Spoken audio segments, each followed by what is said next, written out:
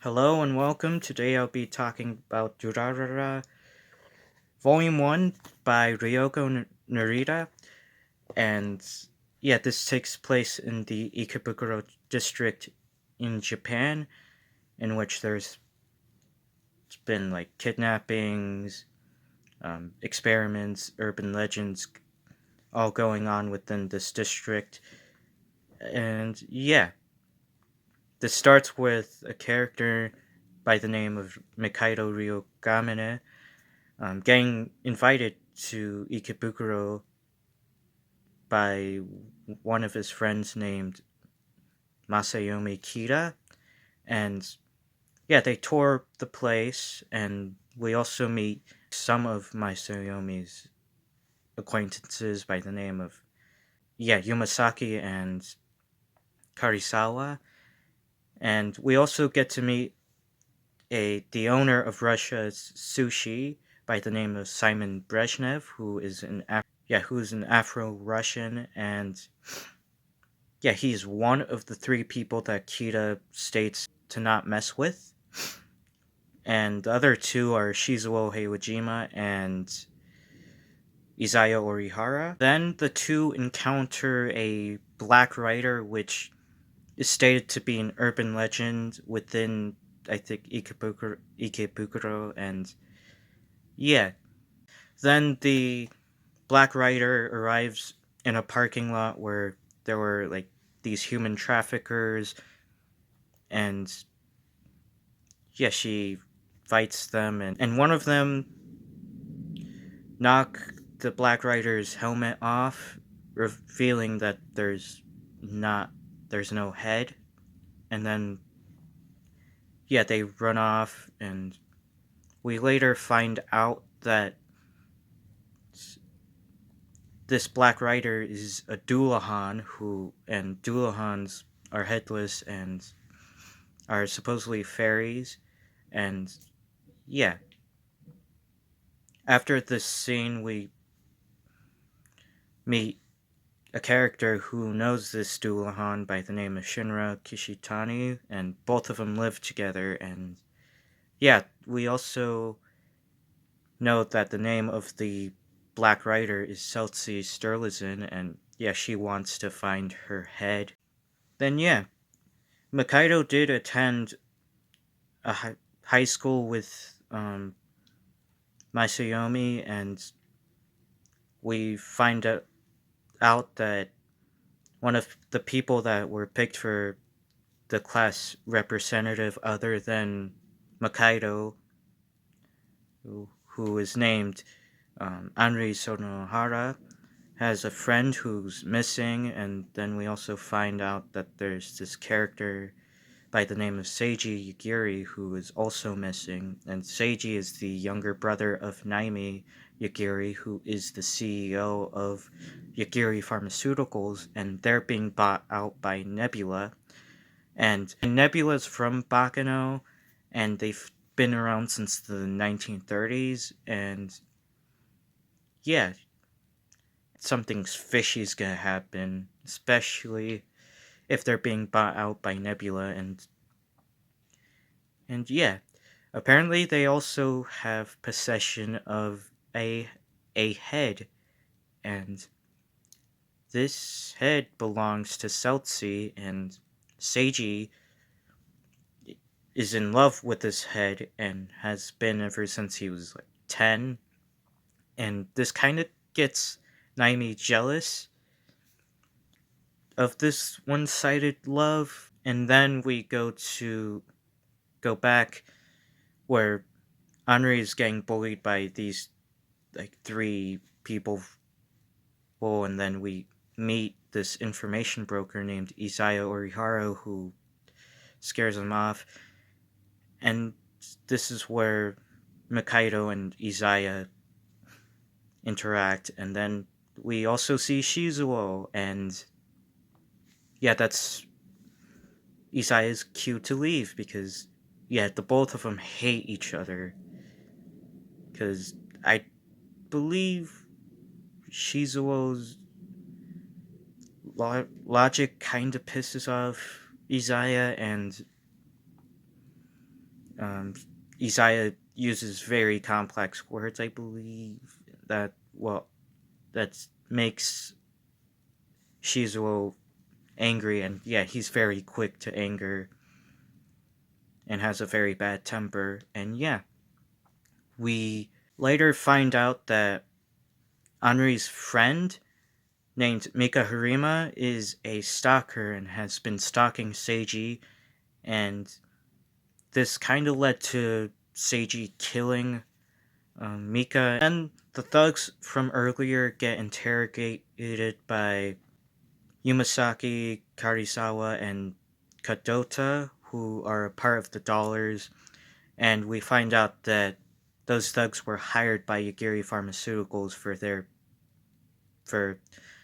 them to kidnap people for them to test on. And yeah, one of my favorite scenes from this moment was when Karisawa and Yumasaki were using manga. And then yeah, Seltzy and Shizuo see Seiji and this unknown girl who kind of looks like Seltzy's head, and this gives the brings the attention to Seltzy because she was looking for her head. And then Seiji stabs Shizuo with a pen. Then Shizuo beat up Seiji. Then the girl runs and bumps into Mikado, and that girl who kind of looks like Seltzy stayed the night in Mikado's place. And then we get to this scene where Mikado calls Naimi and say, saying that yeah, he has the girl and they wanted to make a trade with Naimi. And yeah, like Naimi and her subordinates go and try and to look for Mikado, but he sends an email through to nearby people, well, that like just erupts into chaos. Then this is where we find out that Mikado is the leader of the Dollars. And yeah, then yeah, Seltzy, who did get hired by Mikado, goes into this scene where like the whole crowd sees.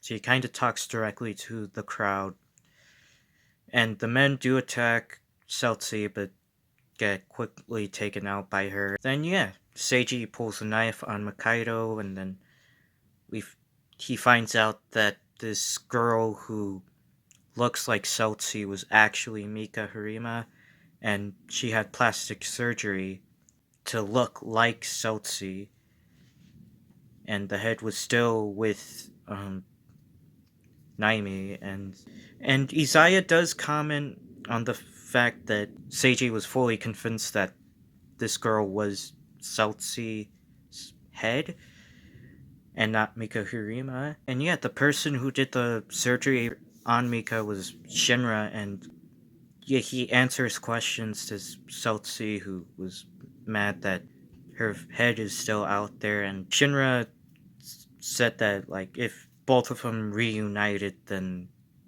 like, she may not exist in the first place. And yeah, this all all because all because of Shinra's love for Seltzy, and yeah, he does get punched in the face.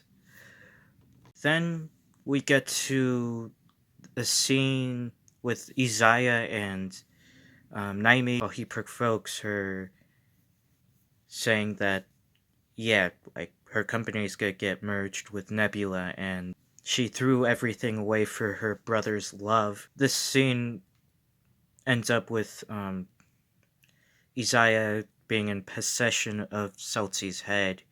And yeah, he kind of wants to start a war in order to, like, achieve Valhalla or something. Now, on to my favorite moments, which were that one moment where,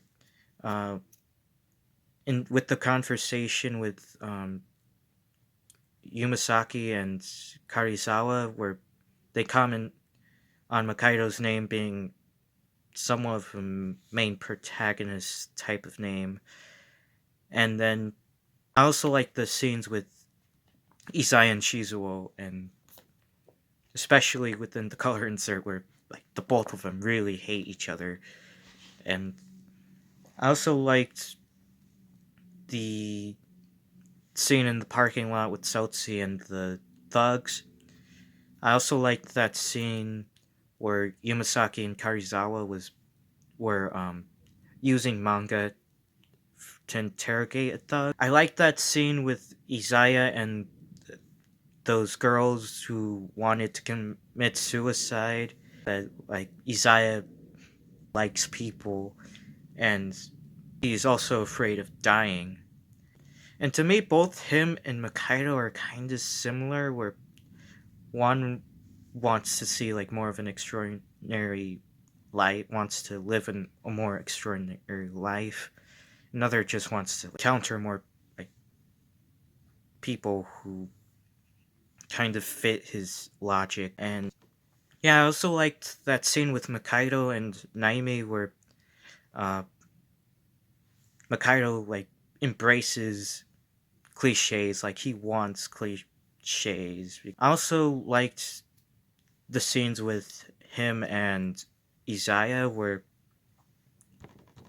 Izaya um, tells Makaido that like he would have to do more in order to like gain the extraordinary life.